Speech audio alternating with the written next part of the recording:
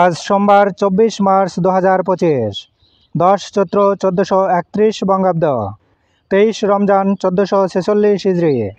জানিয়ে দেব আজকের দৈনিক বাংলাদেশ প্রতিদিন পত্রিকার শিরোনামগুলো। নানা মত দলগুলোর, রাষ্ট্রের নাম বদলে আপত্তি, গণভোট নয় সংসদ আগে চায় বিএনপি, মতামত জানার প্রক্রিয়া নিয়ে প্রশ্ন সিপিবির, সেনাবাহিনীকে কোনোভাবেই প্রশ্নবিদ্ধ করা যাবে না, নাগরিক পার্টি 113 প্রশ্নে একমত, 22টিতে দ্বিমত, তৃতীয় পক্ষের মালিকানায় দুর্বল ব্যাংক, সংকটাপন্নদের লাইসেন্স বাতিল করে ব্রিজ ব্যাংক, অস্থায়ীভাবে মালিকানা নিতে পারবে সরকার, ব্যক্তি প্রতিষ্ঠানের কাছে শেয়ার হস্তান্তর করা যাবে, ফিরিয়ে দেওয়া হলো আমদানি করা বিপুল পরিমাণ ভেজাল কয়লা, মাতারবাড়ি বিদ্যুৎ কেন্দ্র, হাসানাতের বক্তব্যে এনসিপিতে দ্বিমত, সেনাবাহিনী নিয়ে হাসানাতের ফেসবুক স্ট্যাটাস সমীচীন মনে হয়নি বললেন সার্জিস,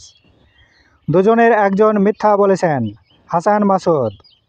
হাসানাতের স্ট্যাটাস শিষ্টাচার বহির্ভূত বললেন নাসিরুদ্দিন পাটোয়ারি, তারেক রহমান, এখন জনগণের ইস্যু নিয়ে কথা বলা উচিত,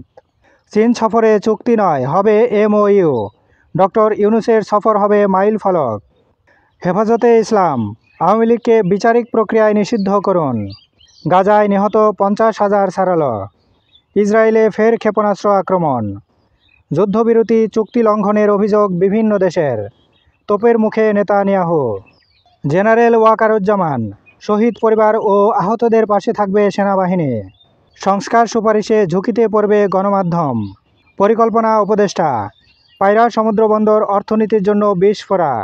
প্রতিদিন দৈনিক পত্রিকাগুলোর শিরোনাম জানতে লাইক, কমেন্ট এবং সাবস্ক্রাইব করুন। এবার শেষের পাতা। বামদের চোখে আওয়ামী লীগ নিষিদ্ধ, গুম খুনের বিচার হতে হবে, শরীফ নুরুল আম্বিয়া, রাজনৈতিক দলকে নিষিদ্ধের পক্ষে নয়, রহিন হোসেন প্রিন্স, রাজনৈতিক দল হিসেবে বিচার করতে হবে, জোনায়েদ সাকি, আন্তর্জাতিক অপরাধ ট্রাইব্যুনাল, রদবদল আসছে তদন্ত সংস্থায়, পরিবর্তন হচ্ছে প্রধান সমন্বয়ক, বাড়ছে জনবল, আজ বিশ্ব যক্ষ্মা দিবস, ইউএসএআইডির অর্থায়ন বন্ধ,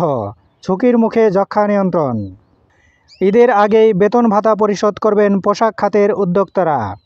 বেশিরভাগ কারখানায় ফেব্রুয়ারির মজুরি পরিশোধ, বেতন বোনাস দাবিতে পোশাক কর্মীদের সড়ক অবরোধ, সুন্দরবনে নতুন স্থানে আগুন, ভ্যাট নিবন্ধন ছাড়া ব্যবসা করছে 2310 জুয়েলারি প্রতিষ্ঠান, তালিকা হালনাগাদ 5 মে পর্যন্ত, 47,54,000 নতুন ভোটারের তথ্য সংগ্রহ, স্বাধীন তদন্ত কমিশন ও সামরিক বাহিনীতে ন্যায় বিচারের দাবি, বিচারপতির বিষয়ে তদন্তের নির্দেশনা। অষ্টম কলাম, পেঁয়াজ রপ্তানির শুল্ক তুলে নিল ভারত। প্রিয় সুধী, ভিডিওটি ভালো লাগলে এবং উপকারী মনে হলে আপনার কাছে ছোট্ট অনুরোধ থাকবে, আপনি যদি আমাদের এই চ্যানেলে নতুন দর্শক হয়ে থাকেন তাহলে চ্যানেলটি সাবস্ক্রাইব করে বেল আইকনটি বাজিয়ে রাখবেন এবং ইতিমধ্যে সাবস্ক্রাইব করে থাকলে আপনাকে অসংখ্য ধন্যবাদ। সেই সাথে কোন পত্রিকার খবর জানতে চান কমেন্ট বক্সে লিখে জানাবেন।